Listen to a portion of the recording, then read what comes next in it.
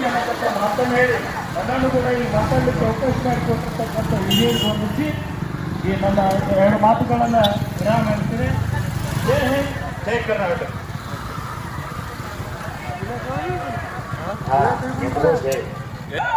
ಜೈ ಜವಾನ್, ಜೈ ಜವಾನ್, ಜೈ ಕಿಸಾನ್. ಯಾರ ನಾವು ನೋಡ್ರಿ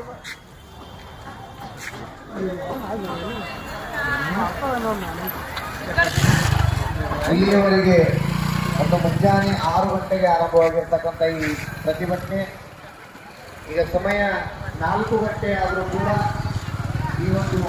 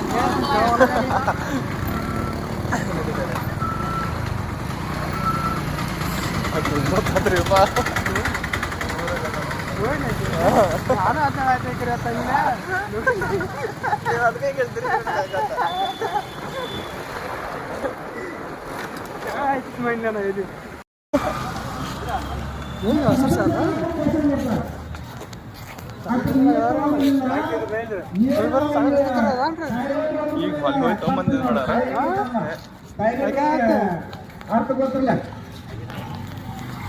ಅಂತವ್ರು ಹಸಿರು ಶಾಲ ಹಾಕೊಂಡು ಏನಾದ್ರು ಮಾಡೋರು.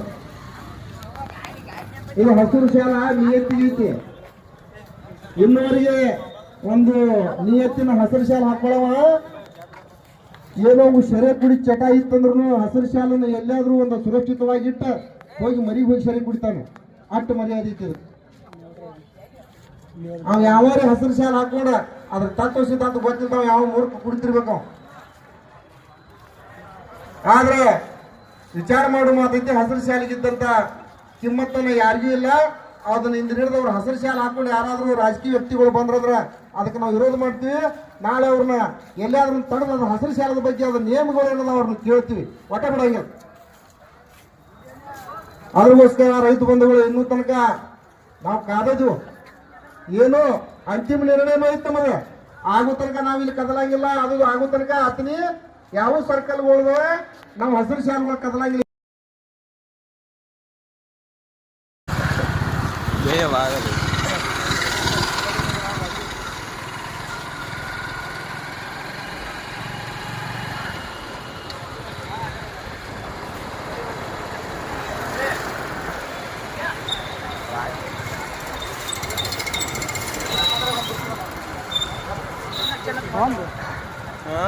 ಬಂದ್ ಬಂದ್ ಕರ್ನಾಟಕ ರಾಜ್ಯದಲ್ಲಿ ಬೇಡಿಕೆ ನಾಳೊಂದು ತುಮಕೂರಲ್ಲಿ ಇದೆ ಅಂತ ಹೇಳ್ತಾ ನಮ್ಮ 4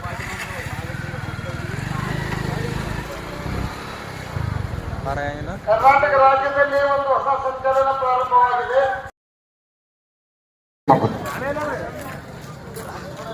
ಜೈ ಜವಾನ್, ಜೈ ಕಿಸಾನ್, ಜೈ ಜವಾನ್, ಜೈ ಕಿಸಾನ್.